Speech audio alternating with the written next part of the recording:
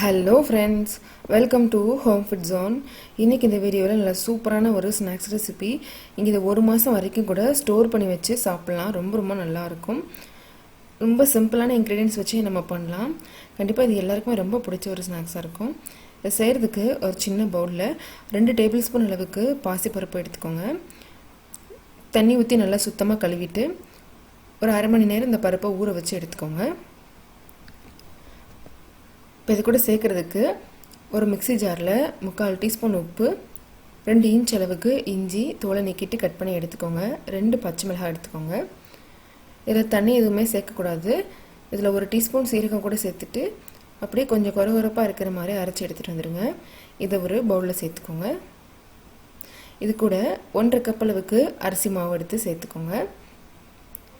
கொஞ்சமாக கருவேப்பிலை பொடிசை நறுக்கினது, அதே மாதிரி ஒரு கைப்பிடி அளவு கொத்தமல்லி இலை பொடிசை நறுக்கி சேர்த்துக்கோங்க.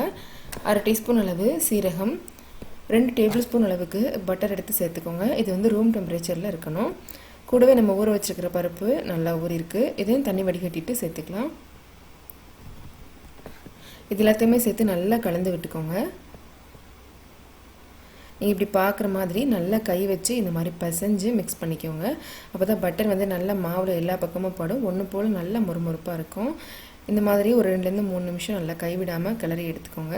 இப்போ தேவையான அளவு தண்ணி ஊற்றி நல்லா இறுக்கமான மாவை பிசைஞ்சு எடுத்துக்கோங்க.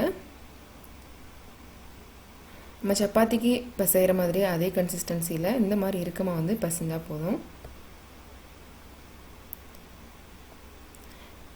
இப்போ நம்ம மாவு உருட்டி எடுத்தாச்சு. இதுலேருந்து நல்லா இதை ஒரு 3ஆக டிவைட் பண்ணி இந்த மாதிரி உருட்டி எடுத்துக்கோங்க.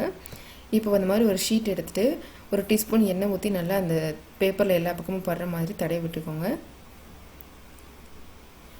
இதில் மாவு வச்சு இன்னொரு பக்கத்தை வச்சு நல்லா இந்த மாதிரி க்ளோஸ் பண்ணிவிட்டு ஒரு மூடி இல்லைனா தட்டு வச்சு இந்த மாதிரி நல்லா அமுக்கி விட்டுக்கோங்க.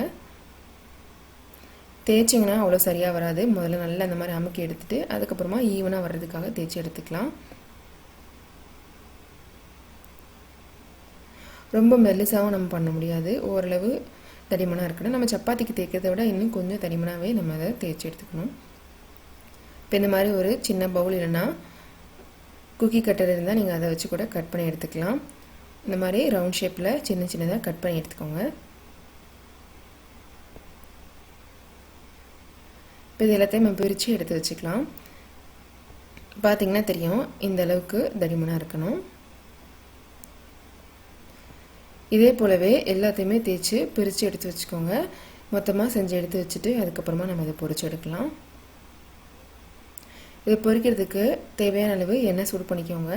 எண்ணெய் நல்லா சுடானதுக்கப்புறமா சிம்மில் வச்சுட்டு ஒன்றா உள்ளே சேர்த்துக்கோங்க. ஒரு பீஸ் சேர்த்துட்டு அது நல்லா மேலே எழும்பி வந்தோடனே இன்னொன்று சேர்க்கணும். அந்த மாதிரி ஒன்றா சேர்த்துக்கோங்க. அப்போ தான் உங்களுக்கு ஒன்றோட ஒன்று ஒட்டாமல் வரும். இப்போ எல்லாமே உள்ளே சேர்த்தாச்சு. சிம்மில் வச்சே பொரிச்சு எடுத்துக்கோங்க. எல்லா பக்கமும் நல்லா ஒன்று போல் திருப்பி விட்டு பொரிச்சு எடுத்துக்கலாம். 3லேருந்து 4 நிமிஷம் வரைக்கும் கூட டைம் எடுக்கும். இப்போ பார்த்திங்கன்னா தெரியும், நல்லா பொரிஞ்சு வந்திருக்கு. எண்ணெயில் இருக்கிற சலசலப்பு சத்தெல்லாம் நல்லா அடங்கணும். அது வரைக்கும் பொரிச்சு எடுத்துக்கோங்க. இப்போ நம்ம அதை வெளியில் எடுத்துடலாம். இதே போலவே ஒவ்வொரு பேட்சாக போட்டு பொரிச்சு எடுத்துக்கோங்க.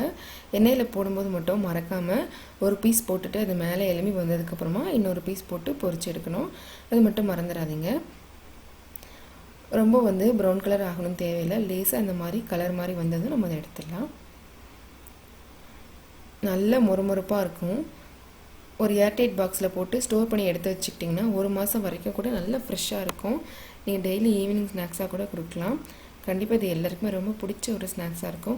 இதே மாதிரி நீங்களும் செஞ்சு பாருங்கள். இந்த ரெசிபி உங்களுக்கு பிடிச்சிருந்ததுன்னா லைக் பண்ணுங்கள், ஷேர் பண்ணுங்கள், கமெண்ட் பண்ணுங்கள். கண்டிப்பாக ஹோம் ஃபுட் ஜோனுக்கு சப்ஸ்கிரைப் பண்ண மறக்காதீங்க. இதே போல் நல்ல ரெசிபியோட நாளைக்கு உங்களை மீட் பண்ணுறேன். அது வரைக்கும் பாய்.